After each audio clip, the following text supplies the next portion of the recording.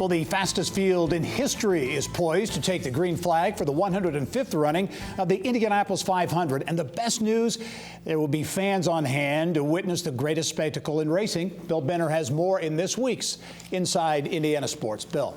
Thank you, Gary. Veteran Scott Dixon will lead the field of 33 that includes numerous young guns, former winners, and an all-majority female team.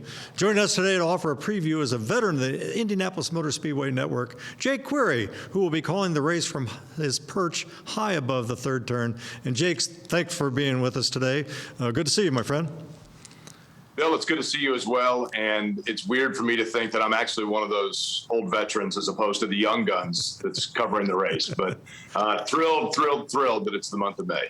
Well, and again, every May presents us with storylines, usually 33, but this one seems to be particularly so, again, with the emergence of these young stars, a veteran like Scott Dixon, the Iceman, on the pole, and great racers coming from the back of the pack. I mean, where do you begin? Where do you begin?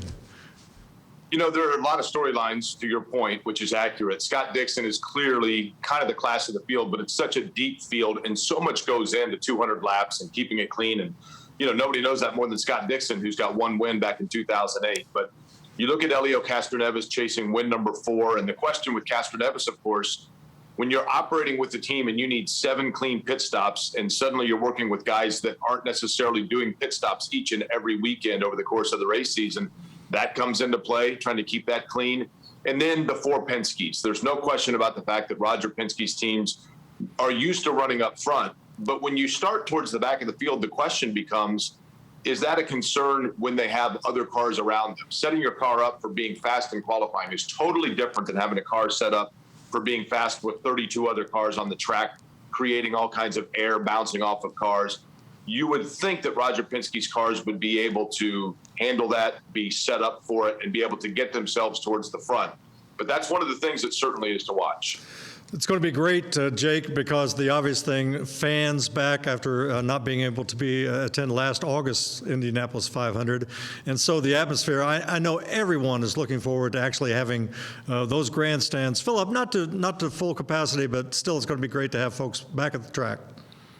Absolutely. It was so strange, Bill. You know, it was almost a guilty feeling, truth be told, to be inside the venue in August to call that race. Once the race began, you're focused on what's happening on track, but there was no doubt about the fact that I think Charlie Kimball said it best. The soul of the Indianapolis 500, you know, it's the fans, and it was soulless. And so even at 135,000, which is still a lot of people, there was a buzz and electricity through qualifying of having folks there. So to be able to have people come out, I will love nothing more than the first time that I have to slam on the brakes of my golf cart because somebody just jumps right in the way in the walking path as I'm trying to get out to turn 3. I've never welcomed it more in my life, Bill.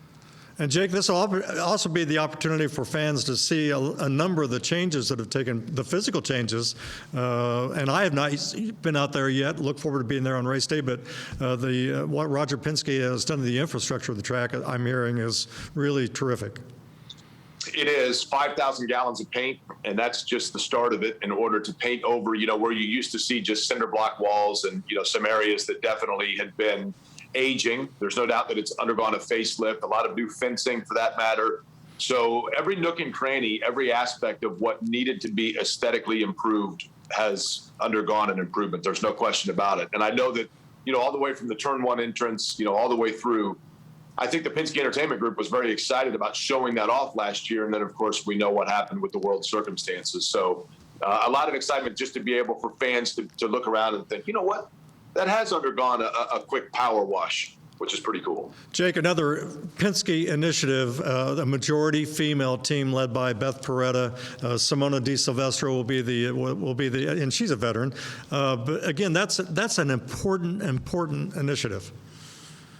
It is an important initiative, and I know it's important to the Penske Entertainment Group to try to diversify not only the fan base, but the participants at the Indianapolis 500. And what better way to get a diverse fan base and grow that fan base than to have participants that those fans can relate to. So to be able to have a team, as Beth Peretta put together, with predominantly females, and Simona Di Silvestro, as you mentioned, Bill, she hasn't been here since 2015, but she's an experienced race car driver. She's been very competitive at the Indy 500 and is a fan favorite because of her pleasant personality and her driving style both.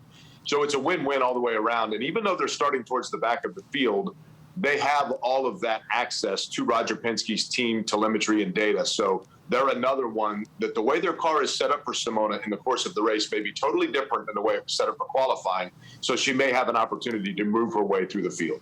Jake, as we wrap up, and I hate to do this in a condensed time, it's well documented that you nearly suffered a fatal heart attack, rushed to community hospital, the doctor that saved you, and this is so wonderful. The doctor that saved your life will be joining you as your spotter in the third turn on race day. I mean, I think that is just tremendous. Well, I appreciate it, Bill. There's no doubt about the fact that my heart has always been with the Indianapolis Motor Speedway and the Indy 500. So when my heart decided to clog itself up in October with a blood clot, and I went to Community Health Network and Dr. Benjamin Mottman, I'm lucky he was working that day because he was able to give me an angioplasty and a stent.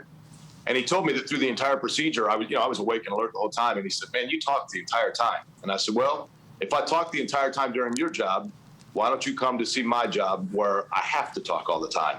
So he's excited for it. I'm excited for it. It's symbolic, no question, but he's a great guy. And he's the reason I'm sitting here and the reason I'm able to go to the greatest spectacle in racing. So I wanted him to be a part of it. Well, and we look forward to listening to you on race. The IMS radio network, there's none better. And everybody, that's a consensus. So we wish you the best. Let's have a great race day. And thanks for being with us, Jake. Bill, it's always a pleasure. I look forward to talking to you again. And also, of course, looking forward to the race on Sunday. You got it.